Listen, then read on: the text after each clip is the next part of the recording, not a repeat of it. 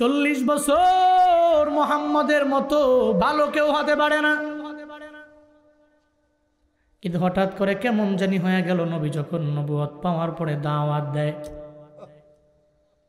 হ্যাঁ আবু জাহাল, উতবা, সাইবা, বাইতুল্লাহর মধ্যে 360টা মূর্তির পূজা তোমরা করতে পারো না, স্পষ্ট শিরকি গুনাহ। এই দুনিয়ার একচ্ছত্র মালিক একজন, চিল্লায়া বলো তার নাম। এক আল্লাহর ইবাদত করে না। নবীজি দাওয়াত দিতে লাগলেন। এবার তো আবু জাহালের ব্যবসার মধ্যে ভাটা পড়ে গেল, মাথা বড় নষ্ট হয়ে গেল। আবু জাহাল কয়, এতদিন তো মানুষ আমার দলের মধ্যে আসলো, এখন মুহাম্মদের দলে চলে যাবে। কারণ আবু জাহালের চরিত্র বড় খারাপ। মায়ার নবীর চরিত্রের সার্টিফিকেট দিয়েছেন আমার আল্লাহ। ইন্নাকা লাআলা খুলুকিন আযীম। আল্লাহ পাক বলেন, নবী আপনার আখলাকের ব্যাপারে সার্টিফিকেট আমি আল্লাহ দিয়ে দিলাম।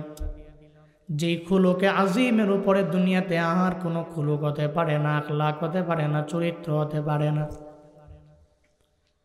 আবু জাহাল যতই বাড়াবাড়ি করে, সব আমার মায়া নবীর দরবারে যাওয়ার পরে কালেমা পড়ে মুসলমান হয়ে যায়। মাথা নষ্ট হয়ে গেল। এই জন্য নবী যখন কথা বলে, আবু জাহাল কানের মধ্যে আঙ্গুল দিয়া রাখে, কয়ে মুহাম্মদের কথাই শুনবো না। 40 বছর নবুয়তের আগে মুহাম্মদ আমার দরবারে ভালো হতে পারে, এখন না। এই জন্য মাথা গরম হয়ে গেল। একটা পর্যায়ে আমার মায়ার নবী যখন নামাজের মধ্যে দাঁড়ায়া যায়, মায়ার নবীর দেহ মুবারকের উপরে উটের নারী ভুড়ি গোল পর্যন্ত চাপায়া দেয় এরা। নব মুসলিম যত সাহাবা, এদের উপরে কি পরিমাণে জুলুম চালায়, নির্যাতনের স্টিম রোলার এলা চালায়া দেয়। নবীজি উদ্বিগ্ন হয়ে পড়লেন, টেনশনে পড়ে গেলেন, চিন্তায় পড়ে গেলেন। কেন নবুয়তের আগে এমন করে না এরা? নবুয়ত পাওয়ার পরে কেন তারা এমন করে? আল্লাহ তো নবীর মনের মধ্যে কি চলে আমার আল্লাহ জানে কি জানে না? আল্লাহ পাক বলেন, ও জিবরাইল আমার নবীর দরবারে যাও। নবীর দরবারে সূরা ইনশিরা নিয়ে আমার নবীর দরবারে গিয়া নবীরে জানায়া দাও, আলাম নাশরাহ লাকা সাদরাকা ওয়া ওয়াদানা আনকা ওয়াজরাক আল্লাযী আনকাযা যাহরাকা ওয়া রাফা'না লাকা যিকরাক ফাইন্না মা'আল উসরি ইউসরান ইন্না মা'আল উসরি ইউসরা ফাইযা ফারাগতা ফানসাব ওয়া ইলা রাব্বিকা ফারগাব। জোরে বলেন আল্লাহু আকবার। আরো জোরে আল্লাহু আকবার। আল্লাহ পাক বলেন, ও পয়গম্বর আমার, কেন চিন্তা করেন, কেন উদ্বিগ্ন হয়ে গেলেন, কেন চিন্তা করেন, কেন টেনশন করেন? আমি আল্লাহ কি আপনার জন্য আপনার বক্ষটাকে প্রশস্ত করে দেই নাই? আপনার বুকটাকে ছিঁড়ে হৃদয়টাকে বের করে আমি আল্লাহ কি শরহে সদর আপনার করলাম না? শক্কে সদর তো আপনারে করেছি। ইসলামের জন্য আপনার বক্ষটাকে আমি আল্লাহ কবুল করে নিয়েছি। চিন্তা করার দরকার নাই। আমি আল্লাহ যারে চাই তার বক্ষটাকে সিরা ইসলামের জন্য তার বক্ষটারে কবুল করে নেই। আমি আল্লাহ যারে চাই না, ও জীবনেও কোনোদিন হিদায়াত পাবে না, তার বক্ষটাও ইসলামের জন্য কবুল হবে না। হযরত বেলালের দিকে দেখো, যেই বেলাল রাদিয়াল্লাহু আনহু এত পরিমাণে কালো, সুন্দর না? হযরত বেলালের চেহারার মধ্যে বিন্দু মাত্র পরিমাণ সুন্দরের কোনো ছাপ নাই। কিন্তু বেলাল যখন হাসি দেয়, শুধু দাঁতগুলা সাদা দেখা যায়, চেহারার মধ্যে কোনো সাদা অংশ বেলালের নাই। কিন্তু যদিও কালো, রবের দরবারে বেলালের দাম কম না বেশি? মায়ার নবী মেরাজে যাওয়ার পরে হযরতে বেলালের আওয়াজ পায়, নবী বলে, জিবরাইল কার হাঁটার আওয়াজ? নবী, আপনার সাহাবী বেলালের হাঁটার আওয়াজ। হযরতে বেলাল দামি, ফামান ইউরিদিল্লাহু আন ইয়াহদিয়াহু ইয়াশরাহ সাদরাহু লিল ইসলাম। জুড়ে বলেন আল্লাহু আকবার। আল্লাহ পাক বলেন, আমি আল্লাহ যারে চাই হিদায়াত নামক দৌলত দিয়ে দিব, ইসলামের জন্য এই বান্দাটাকে কবুল করে নিব। আমি আল্লাহ যদি চাই তারে কবুল করে নেই, ইসলামের জন্য তার বক্ষটাকে আমি আল্লাহ প্রসারিত করে দেই। চিল্লায়া পড়া যাবে কি সুবহানাল্লাহ? হযরতে বেলালের বক্ষটা আল্লাহ কবুল করে নিলেন। বাইতুল্লাহ উমরা করার জন্য আপনারা যারা গেলেন আপনারা দেখেছেন, বাইতুল্লাহর মধ্যে 7টা তাওয়াফ করার পরে এরপরে সাফা টু মারওয়া, মারওয়া টু সাফা, সাফা টু মারওয়া, মারওয়া টু সাফা, এরপরে সাফা টু মারওয়ায় গিয়া যখন আপনার 7টা চক্কর শেষ হয়ে গেছে, ওই তোমরা কই যাও? মনে করছে অন্য হুজুর। কই যাও? উঠা যাবে না মাগুমা। মনে করছে চোখ টুক বন্ধ করে জামুগা বাস করে উঠা যাবে না। আইসেন আপনার ইচ্ছায়, যাওয়া লাগবে আমার ইচ্ছায়। এবার যদি মনে করেন যে সন্ত্রাস হুজুর, তাহলে অসুবিধা নাই,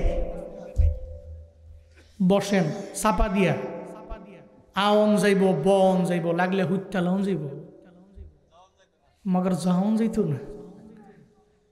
জোরে কোন আমিন, কোন মারহাবা। কষ্ট হইতেছে আপনারা? বাইতুল্লাহ 7টা চক্কর দেওয়ার পরে সাফা টু মারওয়া, মারওয়া টু সাফা, 7টা সাই করলেন 7 বার। এরপরে মারওয়া থেকে বের হয়ে যাওয়ার পরে আপনাকে মুআল্লিম সাহেব বলে, ওই জায়গায় হাম্মাম আবু জাহেল। আবু জাহেলের বাড়ি এখন বাড়ি নাই, ওটা হাম্মাম হয়ে গেছে। মুআল্লিম আপনারে বলে, যদি 1 নম্বরে চাপ দেয় করতে পারেন, 2 নম্বর ব্যাগ আসলে আরো ভালো, কারণ আবু জাহালের বাড়ির মধ্যে ওয়াশরুম করতে পারলে ভালো।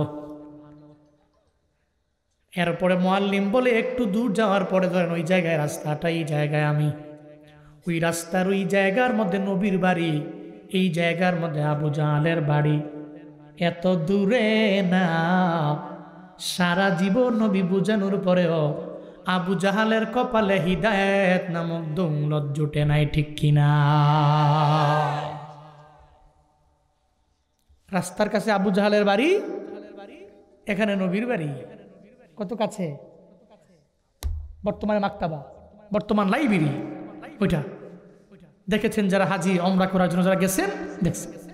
আমি খালি এটা দেখা দেখা ভাবতাম, আহ কি বদনসিব তার, নবীজিকে কত কাছে পেল, কত নিকটে পেল, এত কাছে পাওয়ার পরেও কপালে হিদায়াত নাই। চাচা আবু তালেব, নবীর তো আরো কাছের মায়ার নবীর চাচা, যিনি নবীর যখন মক্কায় মাও নাই, নবীর বাবাও নাই, নবীর দাদাও নাই। মক্কা নগরীতে নবী যখন একা, চাচা ছাড়া নবীর আপনার কেউ যখন মক্কা নগরীর মধ্যে নাই, নবীজি ওই জায়গায় চাচা আবু তালেবের পটকলে নবী বড় হতে লাগলেন। যেই বছরে আম্মাজান খাদিজা রাদিয়াল্লাহু আনহা বিদায় নিয়ে চলে গেলেন, ওই বছরে চাচাও বিদায় নিয়ে চলে গেল। বিদায় নেওয়ার মুহূর্তে আমার মায়ার নবী চাচার দরবারে যায় চোখের পানি ফালায়া ফালায়া কান্দে আর বলে, ও চাচা আমার, একটু কালেমা পড়ে মুসলমান হয়ে গেলে হাসরের ময়দানে আপনাকে আমি নবী জান্নাতে নিয়ে যেতে পারব। চাচায় কয়, মোহাম্মদ না না, সারা জীবন যেই ধর্মের পূজা করলাম ওই ধর্মের উপরে থাইকেই কবরের মধ্যে যাব, তোমার ধর্মে যাব না। নবী কয়, চাচা হওয়ার পরেও যদি জাহান্নামের আগুনের মধ্যে জ্বলে আমি নবী জান্নাতের মধ্যে থাকবো, হতে পারে না। নবীর মনটা বড় খারাপ। আল্লাহ কয়, কপালে যদি হিদায়াত না থাকে আমার নবী অত দিতে পারবে না। ও জিবরাইল আমার নবীর দরবারে আয়াত নিয়ে যায় নবীরে জানায়া দাও ইন্নাকা লা তাহদি মান আহবাবতা ওয়ালাকিন্নাল্লাহ ইয়াহদি মান ইয়াশা। আল্লাহ পাক বলেন চাচা আবু তালেব আপনার বড় মহব্বতের মানুষ। ও পয়গম্বর, এটা আমার ভালো করেই জানা আছে, কিন্তু হেদায়েত তো আপনি দিতে পারবেন না। ইসলামের জন্য তার বক্ষটাকে কবুল করানোর মতো এবিলিটি আপনার নাই। হেদায়েত দেওয়ার মালিক আপনি না, হেদায়েত দেওয়ার মালিক একজন, চিল্লায়া বলো তার না।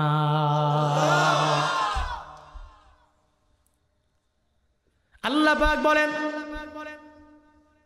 নবী উদ্বিগ্ন হওয়ার দরকার নাই, টেনশন করার প্রয়োজন নাই, আমি আল্লাহ তো আপনার শরহে সদর করলাম। মায়ার নবীর যখন 4 বছর বয়স, আমার শিশু নবীর দরবারে আল্লাহ জিব্রাইলে পাঠাইছেন।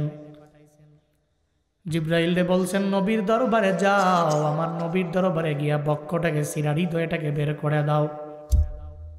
ওই সময় নবীর সিনা চাক করাইলেন। এরপরে 2 নম্বরে মেরাজে নেওয়ার আগে আমার নবীর সিনা চাক আল্লাহ জিব্রাইলের মাধ্যমে করালেন। সেই সিনা চাকের কথা স্মরণ করে সূরা ইনশিরার মধ্যে আল্লাহ পাক জানায়া দেয় আমি কি আপনার বক্ষটাকে আপনার জন্য প্রশস্ত করে দেই নাই? আমি আপনার বক্ষটাকে ইসলামের জন্য একটু প্রশস্ত করে দিয়েছি। 2 নম্বর আয়াতে আল্লাহ পাক বলেন ওয়াওয়াদানা আনকা উযরাক আল্লাযী আনকাযা যাহরাক। জোরে বলেন আল্লাহু আকবার। আল্লাহ পাক বলেন নবী আমার ওয়াওয়াদানা, আমি নামিয়ে দিলাম আনকা আপনার থেকে উযরাক আপনার সমস্ত বোঝা, আপনার সমস্ত বোঝা আমি আপনার থেকে নামিয়ে দিলাম। আল্লাযী আনকাযা যাহরাক, যে বোঝা সমূহগুলো আপনার পৃষ্ঠদেশ পর্যন্ত নয়া দিয়েছিল, আপনার সমস্ত বোঝা আমি আল্লাহ নামায়া দিলাম। বুঝা মানে কি? ওয়াদানা আনকা উযরাক, আমি আপনার থেকে আপনার সমস্ত বুঝা নামিয়ে দিলাম, সরিয়ে দিলাম। এ বুঝা কি? এ বুঝা হচ্ছে নবীর জিন্দেগিতে কোনো গুনাহ আছে? কথা বলেন আছে? গুনাহ নাই, এরপরেও নবীর জিন্দেগির সমস্ত গুনাহ মাফ করে দিয়েছেন কে? সূরা ফাতিহার 2 নম্বর আয়াতে আল্লাহ পাক বলছেন লিয়াগফিরা লাকাল্লাহু মা তাকদ্দামা মিন যামবিকা ওয়া মা তাআখার। জোরে বলেন আল্লাহু আকবার। আল্লাহ পাক বলেন নবী আপনার জিন্দেগির শুরু থেকে নিয়ে শেষ পর্যন্ত যত গুনাহ আছে সব গুনাহ আমি আল্লাহ মাফ করে দিলাম। নবীর জিন্দেগিতে গুনাহ নাই, এরপরে আল্লাহ পাক বলেন জিন্দেগির গুনাহগুলো মাফ করে দিলাম। এর মানে সমস্ত বুঝা আমি আল্লাহ আপনার থেকে নামায়া দিলাম। এখান থেকে উম্মতের জন্য একটা শিক্ষা আছে, নবীর জিন্দেগিতে গুনাহ নাই, এরপরেও নবী জীবনে কতবার তাওবা করলেন এর কোনো ঠিক ঠিকানাই তোর নাই। এরপরেও দিনের বেলা প্রতিদিন আমার নবী তাওবা করে 100 বার। নবীর উম্মতের জিন্দেগিতে গুনার তো অভাব নাই, নবীর উম্মতের আর ডেইলি তাওবা করে কয়বার? নবী জিন্দেগিতে এত তাওবা করলেন, ডেইলি করছেন কয়বার? কই যান না আইবো আইবো, হ্যাঁ আউইন নাই যেমন হাত দেখাইছে আইবো। 1 নম্বর হইলে আমরা দেহায়া পরে যাইন। নবীর জিন্দেগিতে কোনো গুনাহ আছে? নাই। জিন্দেগিতে গুনাহ নাই, এরপরেও ডেইলি তাওবা করে কয়বার? আমরা করি কয়বার? ফজর পড়লে জোহর পড়ি না, জোহর পড়লে আসর পড়ি না, মাগরিব এশা পড়লে আবার আমরা ফজর পড়ি না। যদি কোনোভাবে ওমরার হজ কইরা আসতে পারি, আমারে হাজি না বললে আমার মনের মধ্যে রাগ চলে আসে।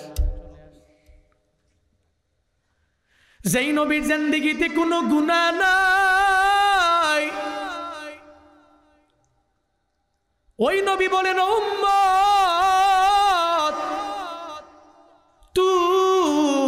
ইলাল্লাহ ফাইন্নী আতুবু ইলাইহি ফি কুল্লি ইয়াউমিন মিয়াতা মাররা। আল্লাহর কাছে তাওবা করে নাও। আমি নবী আল্লাহর কাছে তাওবা করি একবার, দুবার, তিনবার না, সপ্তাহে সপ্তাহে একবার না। আমি আল্লাহর দরবারে তাওবা করি ফি কুল্লি ইয়াউমিন, মানে প্রতিদিন, মিয়াতা মাররা, চিল্লায়া বলেন কয়বার?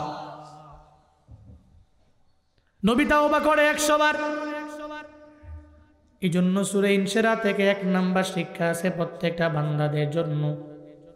যেই নবীর সমস্ত বোঝা আল্লাহ সরাইয়া দিলেন, জিন্দেগির গুনাহগুলো আল্লাহ মাফ করে দিলেন। নবী যদি তাওবা করতে পারে, উম্মতেরা কেন করবে না? নবী যদি কবরের কথা স্মরণ করে চোখের পানি ফেলায়া কাঁদতে পারে, তাহলে নবীর উম্মতেরা কবরের কথা চিন্তা করে কেন কান্না করতে পারে না? এই জন্য বলি রে বাপ, মাঝে মাঝে বাবার কবরের পাশে গিয়া দাঁড়াও, একটু মায়ের কবরের পাশে গিয়া দাঁড়াও। দেখো না, যেই বাবা তোমার এত পরিমাণে পাওয়ারওয়ালা বাবা ছিল, খুই করা এই এলাকাগুলোর মধ্যে তোমার বাবার পাওয়ার ছিল, তোমার বাবার কোনাপাড়া বাগের মধ্যে এত পরিমাণে পাওয়ার ক্ষমতা ছিল, আজকে ওই বাবায় নয়, কবরের মধ্যে শুয়ে আছে, ডান কাত হতে পারে না, বাম কাত হতে পারে না, তোমার বাবায় বসতেও পারে না। ছেলে থাকে সৌদি আরব, হঠাৎ করে টেলিফোন দিয়ে তুমি খবর নিতে পারো, সময় লাগে না। বাড়ির পাশে কবরের মধ্যে যেই বাবা ঘুমায়, বলো না কিভাবে বাবার সাথে যোগাযোগ করা যায়? যাবে না। ওখানে মোবাইল চলে না, অনলাইন চলে না, মেগাবাইট চলে না। এই জন্য তো বলি, মাঝে মাঝে কবরের পাশে গিয়া দাঁড়াইলে দুনিয়ার যত অহংকার, যত খ্যাতি, যত কিছু সব ধুলায় মিশে যাবে রে বাপ। দিন জিন্দিগিতে পারলে দিনের বেলা অনেক বেশি তাওবা করা লাগবে এমন না, 2 বার 3 বার 4 বার একটু কবরের কথা স্মরণ করো না রে বাপ। কারণ কবরে যাওয়া লাগবে, লাগবে, লাগবে, লাগবে।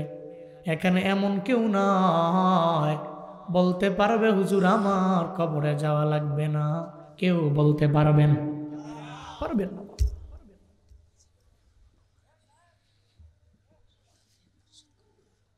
জিন্দেগিতে গুনাহ আছে, জন্য তাওবার মাত্রা অনেক পরিমাণে বাড়ায়া দেওয়া লাগবে। আল্লাহ পাক বলেন, নবী আপনার জিন্দেগির সমস্ত গুনাহ আমি আল্লাহ মাফ করে দিলাম। এরপরে আল্লাহ পাক রব্বুল আলামিন জানায়া দেয়, ওয়ারাফা'না লাকা যিকরাক। জোরে বলেন আল্লাহু আকবার। গুরুত্বপূর্ণ এক আয়াত, ওয়ারাফা'না লাকা যিকরাক। আপনার সম্মান, আপনার স্মরণ, আপনার প্রতিপত্তি, আপনার প্রভাব, আপনার মর্যাদা, সমস্ত কিছু তো আমি বাড়িয়ে দিয়েছি। সুবহানাল্লাহ পড়বেন না? মুয়াজ্জিন যখন আজান দেয়, আজানের মধ্যে নবীর নাম আছে না নাই? মুয়াজ্জিন যদি বলে আমি আল্লাহর নাম নিব, নবীর নাম আজানের মধ্যে নিব না, আজান পরিপূর্ণ হবে? হবে? খুতবার মধ্যে খতিব সাহেব, এই যে আমিও যে একটু আগে খুতবা পড়লাম, ওই জায়গায় আমার নবীর নাম আছে না নাই? যেই জায়গায় আল্লাহর নাম, ওই জায়গায় আমার মায়ার নবীর নাম। লা ইলাহা ইল্লাল্লাহ পড়ছো, মুহাম্মদ রাসূলুল্লাহ পড়ো নাই। এতটুকু মানলাম, মুহাম্মদ রাসূলুল্লাহ মানি না, তাহলে পরিপূর্ণ ঈমানদার তুমি না। আল্লাহ পাক বলেন, নবী কালেমার মধ্যে আপনার নাম, আমি আল্লাহর পরে আপনার নাম। খুতবার মধ্যে আমি আল্লাহর পরে আপনার নাম নেওয়া লাগে, আজানের মধ্যে আমার পরে আপনার নাম। একামতের ভিতরে নবী আল্লাহর পরে আপনার নাম। সব জায়গায় আমি আপনার স্মরণ বাড়াইয়া দিলাম, প্রভাব বাড়াইয়া দিলাম, প্রতিপত্তি বাড়াইয়া দিলাম, সম্মান বাড়াইয়া দিলাম। কত পরিমাণে আল্লাহ আমার মায়া নবীর সম্মানটারে বাড়াইয়া দিলেন জানো নি রে বাবা? দুনিয়ার এমন কোন নবী নাই যেই নবীর দরবার থেকে আল্লাহ পারমিশন নিছেন মরণের ব্যাপারে, কিন্তু তোমার আমার নবীর কাছে আল্লাহ আজরাইল পাঠাইছেন পারমিশন নেওয়ার জন্য। চিল্লা পড়া যাবে কি মারহাবা? কোন নবীর কাছে আল্লাহ পাক আজরাইলকে পাঠান নাই, পারমিশনের জন্য নবীর কাছে পাঠাইছেন। আল্লাহ পাক বলেন, এই মালাকুল মউত আমার নবীর দরবারে যাও, নবীর রূহটাকে কবজ করবা, অনুমতি দিলে করবা, না দিলে করতে পারবা না। চলে আসলেন নবীর দরবারে, মায়ার নবীর দরবারে বলতে লাগলেন, নবী আমার পারমিশন দিলে রূহটাকে নিয়ে যেতে পারি। যদি পারমিশন না দেন আপনার রূহ কবজ করার মতো ক্ষমতা মালাকুল মউতের নাই। আছে ক্ষমতা? পারমিশন না দিলে মালাকুল মউত নবীর রূহটাকে বের করে নিতে পারবে? মায়ার নবী বলে, আজরাইল আইনা আখি জিবরাইল, আমার ভাই জিবরাইল কই? আমার ভাই জিবরাইলের ব্যাপারে আগে আমার সন্ধান দাও, ওর সাথে কথা বলার বাকি আছে। জিবরাইল ফিস সামাইল উলা, প্রথম আসমানের মধ্যে জিবরাইল আছে। জিবরাইলের কাছে যাও, জিবরাইলে আমি নবীর সামনে নিয়ে আস। আজরাইল জিবরাইলকে ডাইকা আমার মায়ার নবীর সামনে এনে দাঁড় করে দিলেন। নবীরে দেখার পরে জিবরাইল চোখের পানি ফালায়া ফালায়া কান্না করে। জিবরাইল নবীরে দেখার পরে কান্দে, নবীও জিবরাইলে দেখার পরে চোখের পানি ফালায়া কান্দে। জিবরাইল ডেকে বলে, ও পয়গম্বর আমার, কেন আপনি চোখের পানি ফেলায় কান্না করেন? আমার বুঝে হয় না গো নবী আমার। নবী বলে, আমি কেন কান্না করি তোমায় পরে বলবো রে জিবরাইল, তুমি কেন কান্না করো আগে আমারে জানায়া দাও না। জিবরাইল বলে, নবী আমার, আপনি কান্না করেন কেন আগে বলতে হবে, আমি কেন কান্না করি পরে বলবো। আপনি আমার রবের বড় প্রিয় একজন মানুষ, আপনারে না বানাইলে আল্লাহ দুনিয়ার কিছু তো আল্লাহ বানাইতো না। আপনারে এত মহাব্বত করেন আল্লাহ, কিন্তু নবী গো আপনি কান্দেন কেন? রবের মুলাকাতে যাবেন, কান্না করার কোনো মানে নাই, কোনো প্রয়োজন আপনার নাই। নবী কয়, আমি কেন কান্না করি বলবো তোমায়। জিবরাইল, তুমি কেন কান্না করো তুমি আমারে জানায়া দাও। জিবরাইল বলে, পয়গম্বর, দুনিয়ার সমস্ত আম্বিয়াদের কাছে আল্লাহ পাক আমারে পাঠাইলেন, এটাই আমার দায়িত্ব। আদম নবীর দরবারে তো আমি গেলাম, ঈসা নবীর দরবারে আমি গেলাম, ইব্রাহিম নবীর দরবারে আমি গেলাম, ইসমাইল নবীর দরবারে আমি গেলাম। দুনিয়াতে এমন কোনো নবী নাই যেই নবীর দরবারে আমি যাই নাই। তবে কারো দরবারে গেলাম আমি 100 বার, কারো দরবারে গেলাম আমি 500 বার, কারো দরবারে সর্বোচ্চ আমি 1000 বার, কারো কারো দরবারে গেলাম। কিন্তু নবী গো আপনার দরবারে শুধু 100 না, শুধু 1000 2000 না, আমি আপনার দরবারে আল্লাহর পক্ষ থেকে ওহী নিয়ে আপনার দরবারে আসছি 24,000 বার। কয়বার?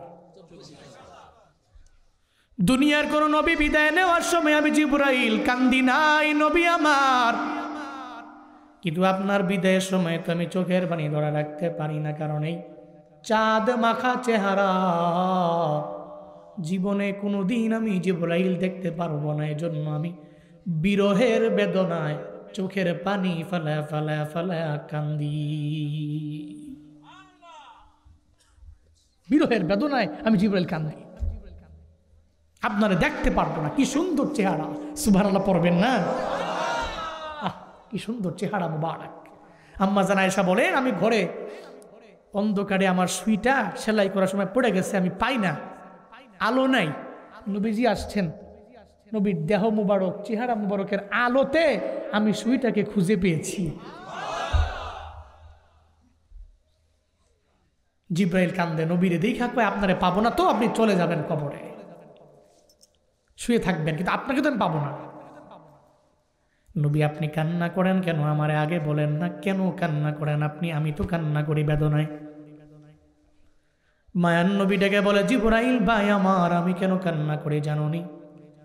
আমার কন্যা ফাতেমা আমার বড় আদরের, আমি ফাতেমার জন্য কান্দি না। ফাতেমা তো বিজআতুম মিন্নি, ফাতেমার আমার দেহের একটা অংশের মতো। আমার নাতি হাসান আর হুসাইন, আমি এদের জন্য কান্দি না। আমার সঙ্গে কত লোক ছিল, আমি এদের জন্য কান্দি না। আমি আয়েশার জন্য কান্দি না, খাদিজার জন্য কান্দি না। আমি আমার ছেলে কাসেমের জন্য কান্দি না, ইব্রাহিমের জন্য আমি কান্দি না। আমি কেন কান্দি জানো নি রে জিবরাইল? আমার এতিম উম্মতগুলার কি উপায় হবে আমি নবী চলে যাওয়ার পরে? এরা তো আমি নবীর জন্য কত কানবে রে। আমি নবীর কাহিনী শুই না, গভীর রাতে চোখের পানি ফেলায় ফেলায় এরা কানবে রে। খই করা কোনা পাড়া বাগের মাহফিলে নবীর কাহিনী শুই না, এরা কানবে রে। সাহাবীদের জীবনী শুই না কত রাতের গভীরে এরা চোখের পানি ফেলায় কানতে কানতে এরপরে ঘুমায়া যাবে রে। জিবরাইল বলো না, আমার ওই উম্মতগুলার কি উপায় হবে আগে আমি জানবো। আমার উম্মতের জিম্মাদারির দায়িত্ব কে নিয়ে নিবে আগে আমি জানবো। এরপরে আমি বলবো আমার রূহটাকে কবজ করতে পারবা কি পারবা না। চিল্লায় পড়া যাবে কি সুবহানাল্লাহ? যেই নবী তোমার আমার জন্য বড় পাগল,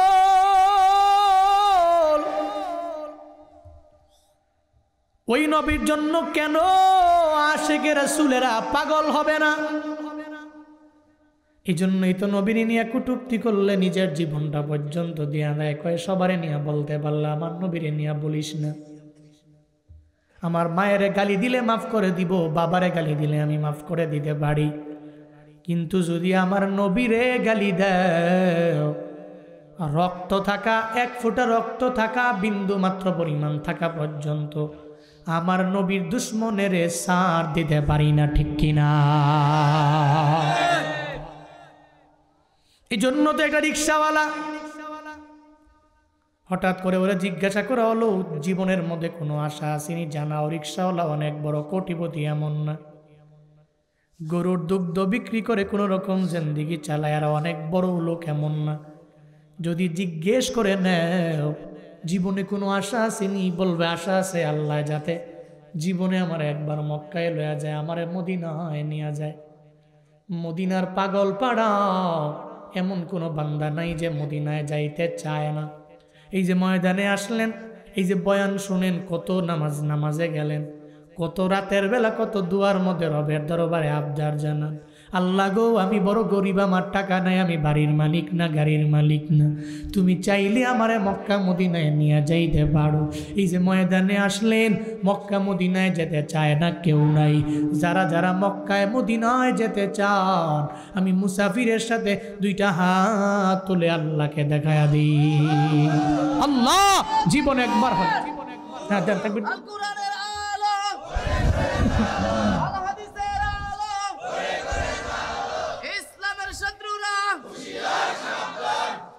আল্লাহ এই মানুষগুলো যারা হাত তুলেছেন প্রত্যেককে জীবনে একবার হলেও মক্কা মদিনায় যাওয়ার তৌফিক দান করেন। আরো জোরে পড়েন আমিন। মনে বড় আশা ছিল যাব মদিনায়, একটু বলতে পারবেন নি?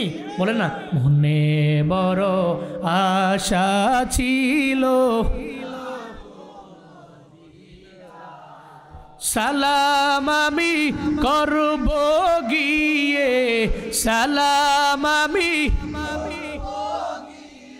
নবীর রওজায়।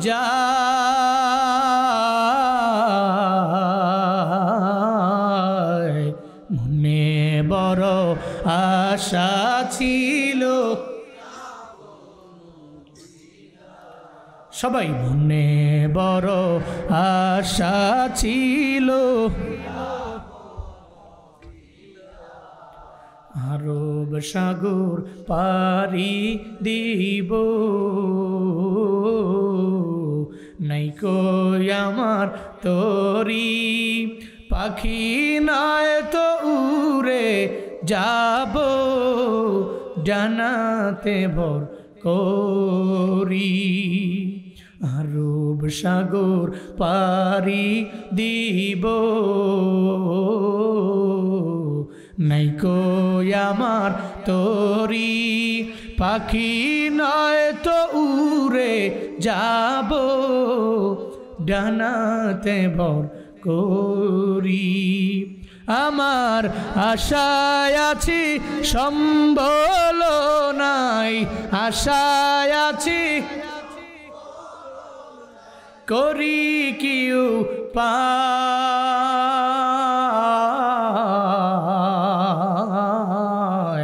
মনে বড়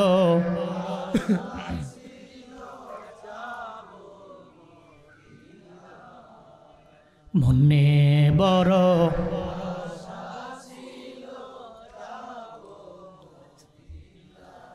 কৌশল কইরা লইয়া যাইও, কৌশল কইরা লইয়া যাইও সোনার মদিনায়,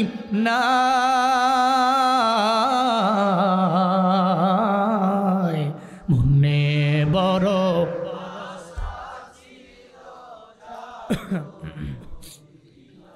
মনে বড় আশায় আছে।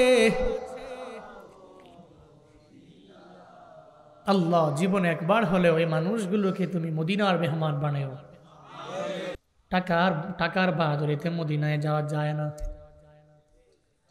ওখানে যাইতে হলে ইশক লাগে, প্রেম লাগে, তকদির লাগে। খুদার কসম, ওখানে যেতে হলে তকদির লাগে, ভাগ্য লাগে, ইশক লাগে। বহু টাকা ওলাস, সময় তো পায় না, সময় পায় না। একজন বড় কোটিপতির আমি জিজ্ঞাসা করলাম, মক্কা মদিনায় কেন যান না? উনি বলল, হুজুর এমন কোন দেশ নাই ঘুরি নাই, সব জায়গায় গেলাম, তবে ওটা পবিত্র জায়গা, ওখানে এখন যাব না, বুড়া হলে যেমন। আমার বাংলাদেশে একটা ট্রেন্ডিং হলো, সারা জিন্দেগি গুনাহ কইরা বুইরা হলে মক্কা মদিনায় যাবে। ওখানে গিয়ে হাজরে আসওয়াদের জীবনেও তো যাইতে পারবে না, চুমু দেওয়ার তো সুযোগই নাই। কারণ আমগো জুয়ান গরি তো মনে হয় এমন একটা হালত হয়, কেমনে সময় দিমু? 2 দিন গিয়া ঘুরাইছি, 3 দিনের সময় দিছি। কি চাপ দেয়! মিশরি আছে না, যারা মিশরি শক্তিশালী, কি উঁচু উঁচু পুরুষ, তারা এদের চাপের ঠেলে তো বাঁচবেনই না আপনি। আর বুড়া যারা, এরা তো ধারে কাছেই যেতে পারে না। নিয়ত করে নেয় বুড়া হলে যাব মক্কা মদিনায়। ওখান থেকে আইসার পরে একটা জুব্বা লাগায় তোফ টোফ কিনালাম মক্কা থেকে, ক্লক টাওয়ারের মার্কেট থেকে। এখান থেকে আমি জুব্বা টুব্বা কিনাই না, এরপরে 5 ওয়াক্ত নামাজ আমি আদায় করব মনে। কিন্তু বুড়া যে হতে পারবেন এই ব্যাপারে গ্যারান্টি আপনারে কোন ডাক্তারে দিল? হ্যাঁ, আছে গ্যারান্টি। হায়াত মৌতের কোনো গ্যারান্টি নাই। মরণ থেকে যতই পালাও, মরণ তোমায় নিবে ঘিরি। যদিও সুদূর আকাশ বানে, লুকিয়ে সেটায় লাগাও সিঁড়ি। যে কোনো টাইমে মরণ হতে পারে, কোন সময় হবে জানা নাই। আমি জুনায়েদ আল হাবিব এখান থেকে বয়ান করে বাসায় যেতে পারবো এই গ্যারান্টি নাই রে বাপ। এমন কোনো দিন নাই রাস্তার মধ্যে লাশ পইরা আছে দেখি না।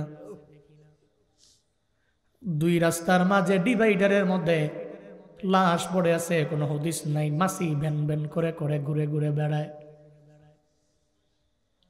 কোথায় তার বাড়ি, কোথায় তার ঘর, কোথায় তার মা, কোথায় তার বাবা, গ্যারান্টি নাই।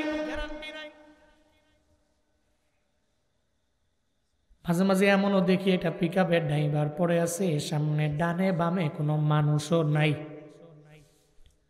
মারা গিয়েছে, পড়ে আছে, রক্তগুলা বিভিন্ন জায়গায় ডানে বামে ছড়ায়া পড়ে। ওই রক্তের উপরে মশা মাছি বসে আছে। মানুষটাকে ধরার মতো কোনো লোক নাই। তুমি বসে আছো, বুড়া হলে মক্কা মদিনায় যাবো। এই জন্য তো আমি বলি, ওখানে যাইতে হলে টাকা লাগে না, ভাগ্য লাগে, ইশক লাগে, প্রেম লাগে।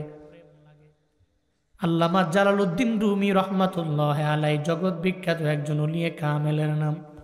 উনি বলেন, 7 সাগরের পাড়ের মধ্যে একটা পিঁপড়া চোখের পানি ফেলায় ফেলায় রবের দরবারে আবদার জানায়, আল্লাহ গো, আমার কি বাইতুল্লাহ নেওয়া যায় না?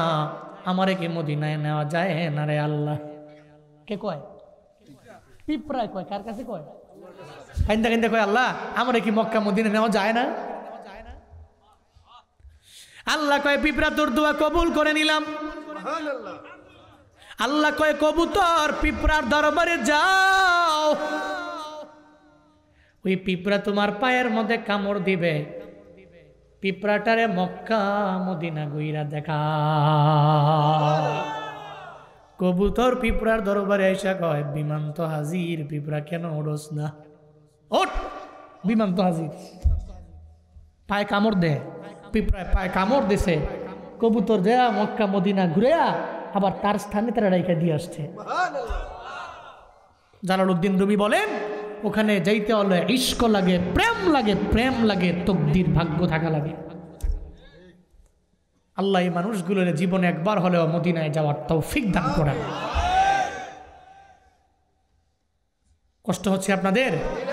পড়েন সুবহানাল্লাহ, পড়েন আলহামদুলিল্লাহ, আরো জোরে চিল্লায় আল্লাহু আকবার। নবীজি জিবরাইলে বললেন, উম্মতের ব্যাপারে কি ডিসিশন নিছে আগে আল্লাহকে বলো, আল্লাহ কি নিছে পরে বলবো। জিবরাইল আল্লাহর দরবারে চলে গেলেন। নবীর দরবারে গিয়া বলে, আল্লাহ গো, আপনার নবী তো পারমিশন দেয় না, অনুমতি দেয় না। কি বলে আমার নবী? নবী উম্মতের ব্যাপারে চিন্তা করে। হ্যাঁ, এই জিবরাইল আমার নবীর দরবারে যাও। আমার নবী চলে যাওয়ার পরে নবীর উম্মতের জিম্মাদারির দায়িত্ব আমি আল্লাহ দুনিয়ার কোনো বান্দারে দিলাম না। নবীর উম্মতের জিম্মাদারির দায়িত্ব আমি আল্লাহ স্বয়ং নিজেই নিয়ে নিলাম। শুধু তাই না, ওই নবীর কারণে কি পেয়েছ ও কালীগঞ্জ খই করার মানুষেরা? নবীর মাধ্যমে তুমি কি পাও নাই রে বাবা? সব তো নবীর মাধ্যমেই পাইলা। হাসরের ময়দানে জান্নাতে তোমার আমার আগে কেউ জান্নাতে ঢুকতে পারবে না। আল্লাহ যেদিন থেকে জান্নাত বানাইছেন, জান্নাতের দরওয়াজার মধ্যে একটা দারোয়ান আল্লাহ রাখছেন। আল্লাহ বলছেন, ও দারোয়ান, আমার নবীর আগে, নবীর উম্মতের আগে কেউ জান্নাতে ঢুকতে পারবে না। চিল্লায় পড়েন না মারহাবা। আমার নবীর আগে, আমার নবীর উম্মতের আগে কেউ জান্নাতে ঢুকতে পারবে না। দারোয়ান দাঁড়ায় আছে। হাসরের ময়দানে নবী উম্মতের ধইরা নিয়ে যখন জান্নাতের দরওয়াজার সামনে দাঁড়ায় যাবে, দরওয়াজার সামনে দাঁড়ানোর পর বলবে, কে আপনি? কয়, আনা মুহাম্মদ সাল্লাল্লাহু। দারোয়ান বলবে, যেদিন থেকে আল্লাহ জান্নাতটাকে বানায় রাখছেন ওদিন থেকে আমি আপনার জন্য অপেক্ষমান আছি। আপনার সব উম্মতের নিয়া জান্নাতের 8টা দরওয়াজা ধুলা আছে, যেই দরওয়াজা দিয়া মন চায় ওই দরওয়াজা দিয়া জান্নাতে ঢুকে যা। আতিনা ফি দারে দুনিয়া না হাসান, আতিনা ফি দারে উকবা না হাসান, ইয়া গিয়াসুল মুস্তাগীসি নাহদিনা লফদিকারা বিল উলুমে ওয়াল গিনা, হর গোরি দে নেকো তু তৈয়ার হ্যায়, ঝুনা মাঙ্গে উস্তু বে জারো হাই। আল্লাহ পাক বলে, নবী আপনারে আমি আল্লাহ কি দেই নাই? আপনার জিকির, আপনার সম্মান আমি আল্লাহ বাড়াইয়া দিয়েছি। শুধু তাই না, আপনার লালা মুবারকের মধ্যে আমি আল্লাহ এত পরিমাণে ক্ষমতা দিয়া দিলাম। আপনার পুরো দেহ মুবারকের মধ্যে আমি আল্লাহ এত পরিমাণে বরকত দিয়া দিলাম। নবীর ঘামের কি পরিমাণ দাম!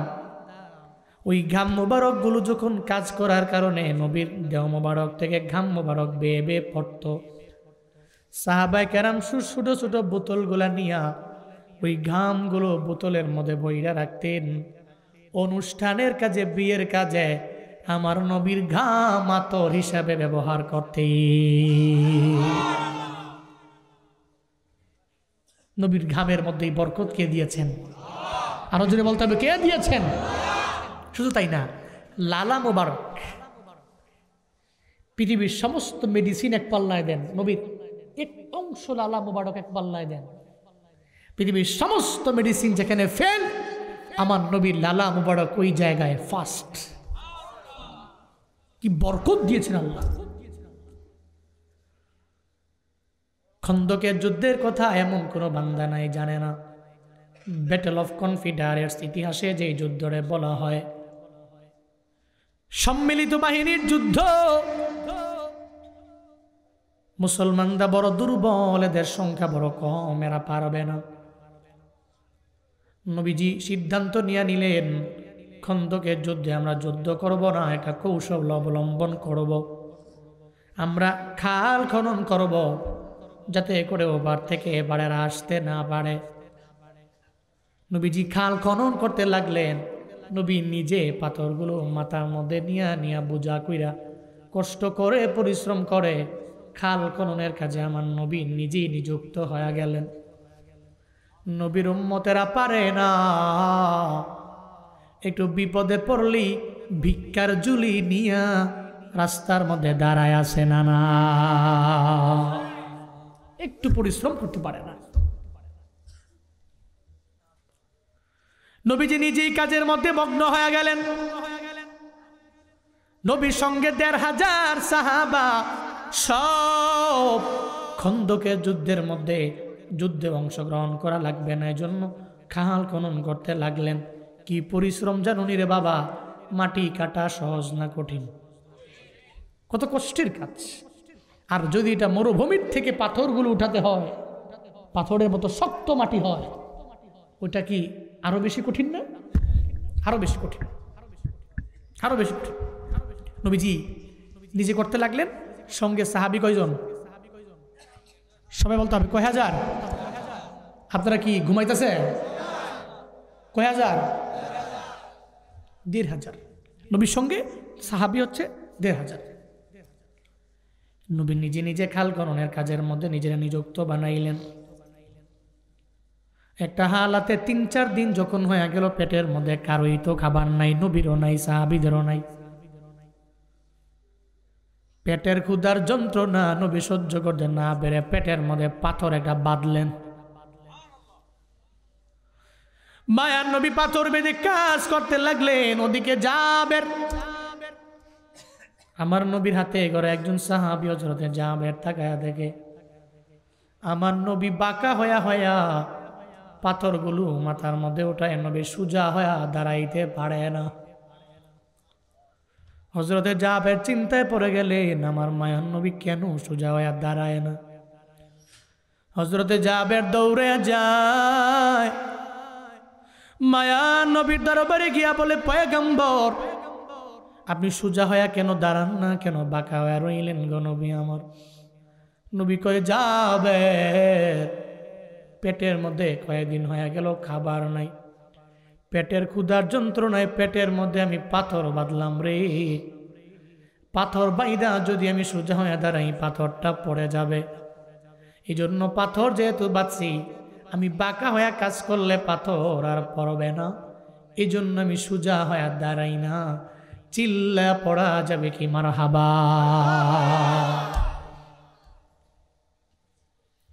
হযরতে জাবেরের চোখের কোটায় পানি। নবীর প্রতি ইশক আর প্রেম যেই বান্দার অন্তরের মধ্যে আছে, ওই বান্দা গোপনে গোপনে কোনো জায়গায় গিয়ে বয়ান শুনলে চোখের পানি ধরে রাখতে পারবে না। হযরতে জাবের তো আমার নবীর বড় আশিক। নবীর সামনে দেখার পরে চোখের পানি ফেলায় কান্দে, দেখে আমার নবীর গাল মুবারকের গোশতগুলো শুকায়, নবীর হাড্ডি মুবারকগুলো দেখা যায় গালের মধ্যে। হযরতে জাবের বলে, নবী আমার, আপনার এমন কেমন হালাত? দৌড়ে চলে গেলেন বাড়ির মধ্যে, যায় বলে, বিবি রে, ঘরের মধ্যে খানা চিনি আমার দাও না। বিবি কয়, স্বামী আমার, ঘরের মধ্যে তো খাবার বেশি জনের নাই, মাত্র ৩-৪ জনের খাবার ঘরের মধ্যে আছে। কয়, ঘরের মধ্যে যদি ৩-৪ জনের খাবার থাকে আর মায়ার নবী যদি না খায়া থাকে, হাসরের ময়দানে আল্লাহ যদি কয়ে, যাবে আমার মায়ার নবীরে কেন দাওয়াত দিলা না? বিবি বলো না, রবের দরবারে হাসরের ময়দানে আমি জাবের কি উত্তর দিব আমার জানা নাই। হযরতে জাবের বলে, বিবি আমার, আমি খন্দকের যুদ্ধের প্রান্তরে যাব আর আমার মায়ার নবীরে আমি দাওয়াত দিব। সঙ্গে সঙ্গে জাবেরের বিবি বলে, নবীরে দাওয়াত দিয়ে দেন, দেরি করবেন না। নবীরে আমার বাড়িতে আনলে আমার বাড়ি বড় ধন্য হয়ে যাবে। নবীজি বাড়িতে যায়, ওই বাড়ি দামি না কম দামি? হযরতে জাবের চলে গেলেন খন্দকের প্রান্তরে, যে আমার মায়ার নবীরে দাওয়াত দিতে লাগলেন। নবী আমার বাড়িতে আপনার দাওয়াত। নবী তো একা যেতে চায় না, নবীর সঙ্গে সাহাবা জানি কয়জন। টিলার মধ্যে দাঁড়াইয়া আমার মায়ার নবী জানায়া দেয়, এই ১৫০০ সাহাবা হযরতে জাবেরের বাড়িতে তোমাদের দাওয়াত। হযরতে জাবের কই, দাওয়াত দিলাম নবীরে। নবী দাওয়াত দিছে কয়জন? চিন্তায় পড়ে গেলেন, হায় হায়, ঘরে খাবার আছে মাত্র ৩-৪ জনের। আমি নবীরে কইলাম, নবী তো টিলার উপর দাঁড়ায় সবারই কয়ে দিল। যদি বাড়িতে গেলে না খাওয়াতে পারি তাহলে তো স্মরণে পড়ে যাবো। হযরতে জাবের দৌড়ে চলে গেলেন বিবির কাছে। যা বলি, স্ত্রী আমার, ঘরের মধ্যে খাবার আছে মাত্র ৩-৪ জনের, আমি নবীরে দাওয়াত দিয়া দিলাম। নবী টিলার মধ্যে দাঁড়ায়, নবী দাওয়াত দিল ১৫০০ জনের। কেমনে খাওয়াবো বলো না, আমার জানা নাই। হযরতে জাবেরের বিবি বলে, স্বামী আমার, কেন আপনার চিন্তা, কেন টেনশন? আপনি দাওয়াত দিছেন নবীরে, চিন্তা করবেন নবীরে নিয়া। নবী দাওয়াত দিছে ১৫০০, চিন্তা করবে নবী আর আমার আল্লাহ। কি ঈমান, কি ইয়াকিন, কি বিশ্বাস, কি মোহাব্বত! সুবহানাল্লাহ জোরে পড়বেন না? চিন্তা করেন কেন? দাওয়াত দিয়েছেন আপনি নবীরে, আপনি চিন্তা করবেন নবীরে নিয়া। ১৫০০ দাওয়াত দিয়েছে নবী, চিন্তা করবে নবী আর আমার আল্লাহ। আল্লাহ তো জানে আমার ঘরে খাবার আছে অল্প, আল্লাহ কি আমাকে স্মরণে ফেলাবে? না। পৃথিবীর যে কোনো জায়গায় কেউ নাই, আপনার ওয়াইফ চলে গেছে, সন্তান চলে গেছে, মা চলে গেছে, আব্বা চলে গেছে, কেউ নাই, আপনার সাথে কে?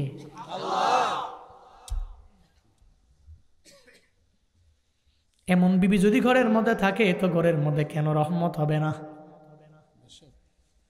কিন্তু যদি এমন বিবি করে আনলাম যে বিবি 5 ওয়াক্ত নামাজের 1 ওয়াক্ত পড়ে না, আছে না নাই? কোরআন তিলাওয়াত করে না, বিবিরে কথা বলার পরেও বিবি শুনতে রাজি না, মানতে রাজি না। কথায় কথায় কথায় কথায় স্বামীরে জোরে একটা ধমক দিয়া দেয়, তোমার চাইতে আমি ভালো বুঝি, বেশি বুঝি। ওই ঘরে রহমত নাই, ওই ঘরে বরকত হবে না রে বাপ। যেই ঘরের বিবি ভালো না, নবী বলছেন ওই ঘরে আল্লাহর রহমত পরিপূর্ণ আসে না।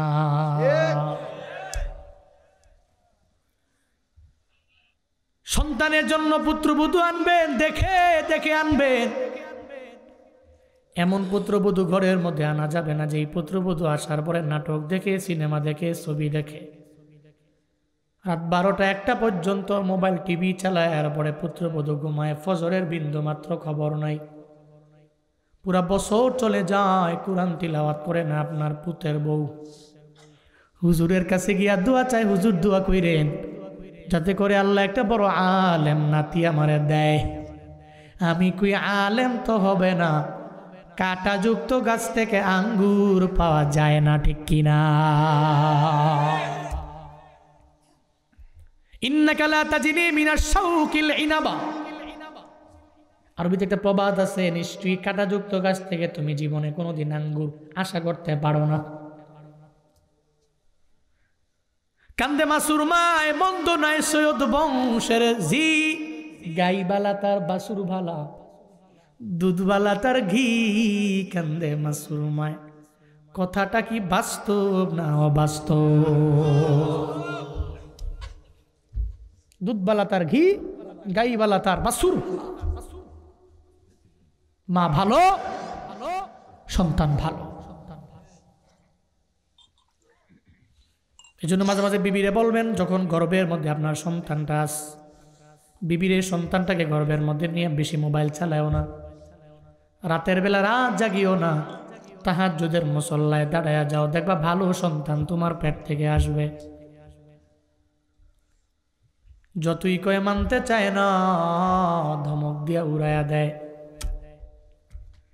আবার এমন অনেক বিবি আছে, ঘরের মধ্যে আসার পরে 6 মাস 1 বছর না যাইতেই স্বামীর কাছে কান পড়া দিয়া দেয়, তোমার মায়ের এত জীবনে বহুত খাওয়াইলা, তোমার বাবারে জীবনে বহুত খাওয়াইলা, এখন একটু আমার সংসারের দিকে তাকাও না, সন্তানের জন্য কি তাকানো যায় না?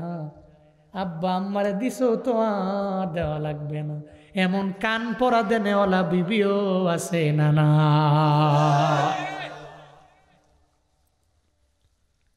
24-25 বছর যুবকটা মায়ের ছাড়া চলতে পারে না, মা মা বলে ডাক দেয়, মারে 2 ঘন্টা পরে 3 ঘন্টা পরে মায়েরে ডাক না দিলে ভাল লাগে না। হঠাৎ করে ঘরের মধ্যে একটা রমণী আসার পরে এখন আর মায়েরে ভাল লাগে না, কেমন জানি হয়ে গেল। হঠাৎ করে সে ঢাকার শহর থেকে গাজীপুরের কালীগঞ্জের মধ্যে নিজের বাড়ির মধ্যে আসলো, রাতের বেলা ঘুমাইলো, মার সাথে তো মুলাকাত হয় নাই, মা কিছু বলতেও পারে নাই। বউটা কান পরা দিয়া দিয়া সুন্দর করে জানায়া দেয়, তোমার মায়ের সকালে আমার একটা ধমক দেয়, দুপুরে একটা ধমক দেয়, রাতের বেলা ধমক দেয়, জীবনে কোনো দিন তোমার মা আমাদের ভালো চায় না, চলো না একটু বাসা বাড়ি কইরা শহরের মধ্যে যাইগা। লিগেল বললাম না আনলিগেল বললাম? সকালবেলা ঠান্ডা পানি দিয়া ওযু বানাইয়া মা নামাজ আদায় করে, এরপরে পিঠা পুলি সন্তানের জন্য বানায়, সন্তানের ডাক দেয়। সন্তানের ডাক দেওয়ার পরে কেন যেন সন্তানটা মায়ের ডাকে সাড়া দেয় না। সকালবেলাও মারে মা বলে ডাকে নাই, দুপুরেও ডাকে নাই, রাতেও ডাকে নাই, কিন্তু মা তো তোমার কাছে বাড়ি চায় না, গাড়ি চায় না, মা শুধু চায় তুমি তোমার মায়ের মুখটা বইরা একটা আম্মা বইলা ডাক দাও, আর কিচ্ছু চায় না। থাকতে সন্তানগুলো কদর দিতে পারে না। আজকের মাহফিলের আয়োজন যারা করলো, যেই যুবকের আয়োজন করলো, আমি আসার পথে গাড়ির মধ্যে সৌদি আরব প্রবাসী 2 জনে দোয়া চাইলেও জোর দোয়া কইলেন। মাঝে মাঝে গালফের বিভিন্ন রাষ্ট্রে আমরা যাই, যে রাষ্ট্রের মধ্যে অধিকাংশ আমার বাংলাদেশিরা ওখানে আছে, এত পরিমাণে আপ্যায়ন করে, এত পরিমাণে আমাদের গেলে ভালোবাস। হুজুর আপনাদের মা বাবার ওয়াজগুলো বড় শুনি, বড় মজা লাগে। মাঝে মাঝে এরা কাইন্দা কাইন্দা আমাদের বলে, হুজুর আমি ছোট মানুষ, মাত্র 19-20 বছর আমার বয়স, আমার মা বাবায় পরিশ্রম করতে পারে না, মা বাবার চেহারার দিকে তাকায় আমি এত অল্প ছোট বয়সী মানুষটা চলে আসলাম বাহিরে। আমি কাজের মধ্যে গেলে আমার মায়ের কথা আমার মনে পড়ে যায়, আমার বাবার কথা আমার মনে পড়ে যায়, সুন্দর করে ডিউটিও করতে পারি না, আমার মা বাবার কথা বড্ড আমার মনে পড়ে। আমি বললাম, ভাই রে, তোমার জিন্দেগিতে রিজিকের জন্য তুমি তোমার মা বাবারে বাংলাদেশের এই সৌদি আরবে আসলা, এখন যতই মন খারাপ করো মা বাবার এখানে পাওয়া যায় না। মাঝে মাঝে বলে, হুজুর আমার মায়ের যেই সুন্দর করে আমারে ডাক দেয়, আমি মাঝে মাঝে নিয়ত করি এখনই আমি বাড়ির মধ্যে চলে যাবো, কিন্তু কপাল বড় খারাপ, আল্লাহ পাক একটা গরিব ফ্যামিলির মধ্যে পাঠাইছে, আমি যদি টাকা না পাঠাই সংসার আমার চলবে না।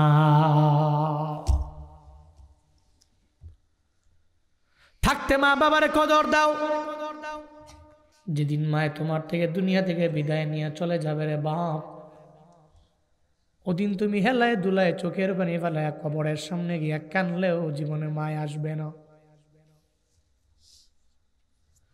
ও কালীগঞ্জের খৈকড়ার মানুষেরা, থাকতে মা বাবারে দাম দিয়া দিও রে বাপ, একটু খাওয়াইয়া দিও, ভালো ভালো খাবার কিনা খাওয়াও। জুনায়েদ আল হাবিব মা বাবার ওয়াজ কেন করে, মা বাবার কেন বয়ান করে বেশি? আমি জানি রে, দুনিয়াতে দামি হতে হলে আব্বা আম্মার দোয়ার কোনো বিকল্প নাই, কোনো বিকল্প নাই। বাংলাদেশের বড় বড় স্কলাররা কেমনে বয়ান করে, কেমনে দৌড়ায়, আপনি আমার সাথে 3-4 দিন ঘুরলে আপনার মাথা মাথা খারাপ হয়ে যাবে। কয় হুজুর জীবনেও যাবো না। কালকের আগের দিনে টেকনাফ প্রোগ্রাম ছিল, কালকে কুমিল্লায়, আজকে গাজীপুরে। কেমনে রে, কেমনে সম্ভব, কেমনে বাড়ি রে? আমি বলি রে বাপ, আমার ইলমের পাওয়ার নাই, আমলের পাওয়ার নাই, হিলমের পাওয়ার নাই। আমার মতো নাখান্দা নালায়েক গুনাহগার বেলেম বেআমল বেহেলেম কেউ নাই। এরপরে এই মানুষগুলো কেন আসে, কেন আমার বয়ান শুনে আমি কেমনে পারি?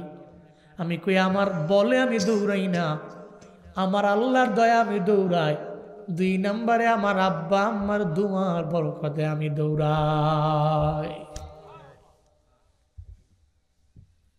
বিবিরে বইলা দিও, বিবিরে আমার মায়ের বিরুদ্ধে বইল না। তোমার কথা আমি মানতে রাজি, তোমার কথা আমি শুনতে রাজি, আমার মায়ের বিরুদ্ধে বলার দরকার নেই। মায়ে বুড়া হয়ে গেছে, বুড়ি হয়ে গেছে, মায়ের বইলা লাভ হবে না। দুনিয়া থেকে বিদায় নেওয়ার আগে একটু দোয়া নিয়ে, দুয়ার নামক পুঁজি নিয়ে এরপরে মায়ের বিদায় দাও। বলতেছিলাম হযরতে জাবেরের বিবি, এমন বিবি যে স্বামীর জানায়া দিল, স্বামী চিন্তা করার দরকার নাই। বলার পরে জাবের চলে গেলেন বাড়িতে। বাড়ি থেকে বের হয়ে চলে গেলেন নবীর দরবারে। নবী জাবেরের ডাক দেয়, জাবের আমার নবীর পাশে আস। জাবেরের চেহারার মধ্যে একটা চিন্তার ছাপ দেখা যায়। আমার নবী সেটা বুঝে কি বুঝে না? নবী কয় কি জাবের, চেহারার মধ্যে চিন্তার ছাপ কেন? জাবের কয় নবী এমনি কিছু না। নবী কয় জাবের রে, আল্লাহ তো আমারে জানায়া দিছে রে, আল্লাহ আমারে জানায়া দিছে তোমার ঘরের মধ্যে মাত্র 3-4 জনের খাবার আছে। এই ব্যাপারে আল্লাহ পাক আমারে জানায়া দিছে রে। নবী গো দাওয়াত দিছে আপনারে, আপনি দাওয়াত দিছেন সবাই রে। হযরতে জাবের চিন্তায় পড়ে গেছে, তারে একটু সান্ত্বনা দিয়ে দেন। চিল্লায় পড়া যাবে কি মারহাবা? নবীজি জাবেরকে বলা যাবে চিন্তা নাই, আমি আসি না, চলো। 1,500 সাহাবী নিয়ে হযরতে জাবের রাদিয়াল্লাহু আনহুর ঘরে গেলেন। নবী বললেন, জাবের যে 2টা পাতিলার মধ্যে খাবার আছে, এই পাতিলাগুলা দাও। একটাতে রুটি দেওয়া আছে আর একটাতে গোশত দেওয়া আছে। পাতিলাগুলো নবীর সামনে নিলেন। জিহ্বা মুবারক থেকে লালা মুবারক নিয়ে 2টা পেয়ালার মধ্যে নবী লাগায়া দিলেন। নবী কয়ে জাবের রে চিন্তা নাই, 1,500 সাহাবী 500 জনের বেশ কইরা কইরা খাওয়া। 500 জনের বেশ করে করে প্রথম ধাপে 500, দ্বিতীয় ধাপে 500, তৃতীয় ধাপে 500, এভাবে 3 ধাপে 1,500 খাওয়াও। হযরতে জাবের রাদিয়াল্লাহু আনহু খাওয়াতে লাগলেন। প্রথম নম্বরে 500 জনকে বসালেন। হযরতে জাবেরের মনের মধ্যে চিন্তা আছে, যদি 500 জনের খাবারের পরে হঠাৎ করে যদি খাবার শেষ হয়ে যায়, আমার নবী তো পাবে না। নবীরে কয় নবী আপনি বসে পড়েন। নবীকে যাবে চিন্তা করো কে, বসবো না আমি। জাবের কয় না হুজুর বসেন আপনি। এটার কইতে চাই না, যদি 500 জনের পরে যদি শেষ হয়ে গেল, কি ইশক কি প্রেম, মারহাবা পড়বেন না, সুবহানাল্লাহ জোরে পড়বেন না? নবী আপনি বসে পড়েন।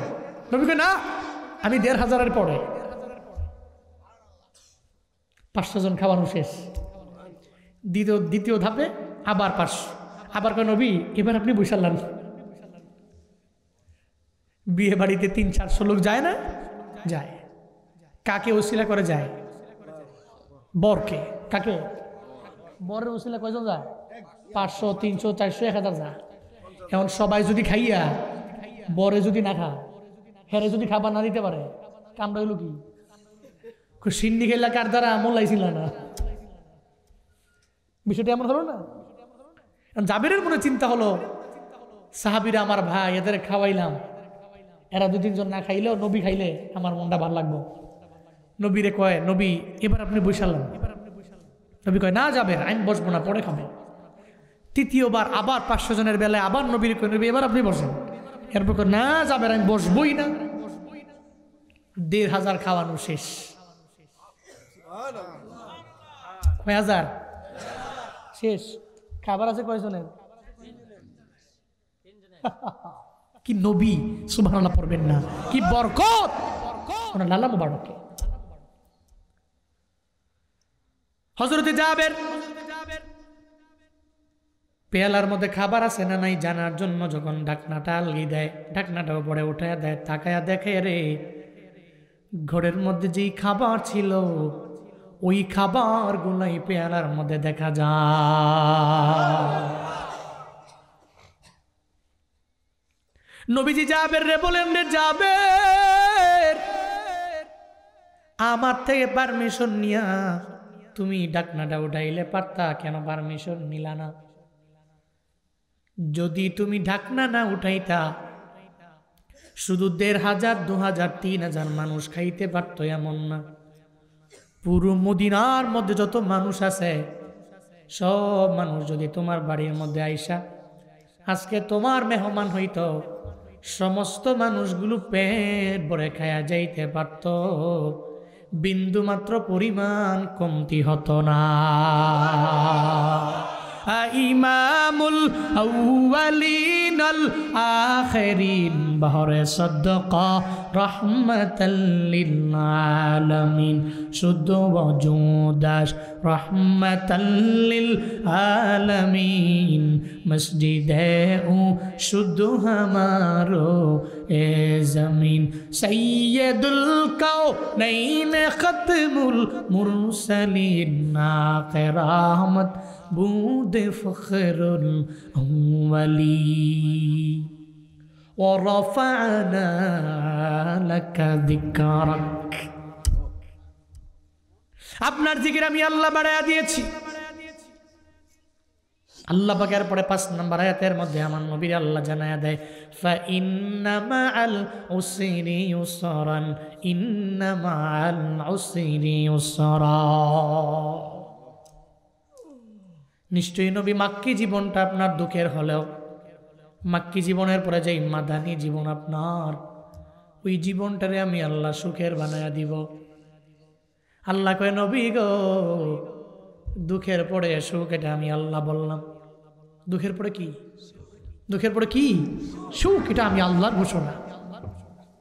পৃথিবীতে চলার পথে জীবনে ধৈর্যই কি সুখী আপনি? না তো। এক কোম্পানির ম্যানেজিং ডিরেক্টর, বাংলাদেশের বড় একজন, কোন এক কারণে এসে সাক্ষাৎ হয়েছে আমার। সে আমারে বলতেছে, হুজুর অনেক গরিব ছিলাম, 5 টাকার জন্য পাগল হয়ে গেছি। এখন আমি, আমার মনে হয় যে বাংলাদেশের মানুষগুলোর আমি খাওয়াইতাম, সবগুলো দাওয়াত দিয়া একবেলা খাওয়াইতাম, কিছু হইতো না। মানুষের জীবনটা এমনই, ধৈর্যই কেউ বড় লোক না, ধৈর্যই কেউ সুখী না। আন্দোলন, সংগ্রাম, স্যাক্রিফাইস, জীবনে বিপদ, মুসিবত, কষ্ট, ক্লান্তি, এই সমস্ত কিছু পেরিয়ে এরপরে সুখের সাগরে যেতে হবে। ইটস রিয়েলিটি, বাস্তবতা এটি। কাটাহিরি ক্ষান্ত কেন কমল তুলিতে, দুঃখ বিনা সুখ লাভ হয় কি মহিতে। কি সুন্দর বলেছেন। গোলাপ ফুল আনবেন, কাটার দাগ খাবেন না, হয় কেমন করে? কাটার দাগটা খায়া এরপরে ফুল আনতে হবে। ঠিক তদ্রুপ ভাবে আপনার জীবনে দুঃখ আসবে, কষ্ট হবে, এরপরে সুমহান সুখ আপনার জন্য কে রেখেছেন? আরো জোরে বলতে হবে, কে রেখেছেন? ইযা জাআ নাসরুল্লাহি ওয়াল ফাতহু ওয়া রাআইতান নাসা ইয়াদখুলুনা ফি দীনিল্লাহি আফওয়াজা। সূরা নসর কোন সূরা?